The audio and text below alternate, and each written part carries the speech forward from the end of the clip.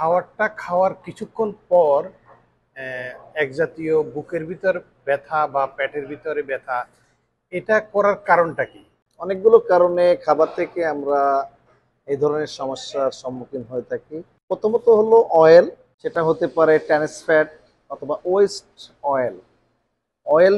অয়েলের কারণে অনেক ভাজা পোড়া খাবার বা দেখা যাচ্ছে তেলের যদি গুণগত মান না থাকে, সেই তেল দিয়ে কোনো রান্না করা খাবারে কিন্তু এ ধরনের সমস্যা হয়।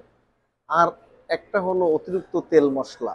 আমরা যারা এখানে ফুড নিয়ে লেখাপড়া করেছি, আমরা দেখছি যে ফুডে প্রত্যেকটা খাবার রান্নার জন্য একটা রেশিও পরিমাণ মশলা ইউজ করতে হয়। এই রেশিওটা মেনটেন না করে যদি আমরা অতিরিক্ত তেল মশলা ইউজ করি, তাহলে অনেক সময় আমরা এটা অ্যাফোর্ড করতে পারি না। তখনই দেখা যাচ্ছে বুক জ্বালা পোড়া বা হজমের সমস্যা, বা খাবার অনেক সময় ফুড পয়জনও হয়ে যায়। এবং আরও একটা সমস্যা হলো ক্রস কন্টামিনেশন।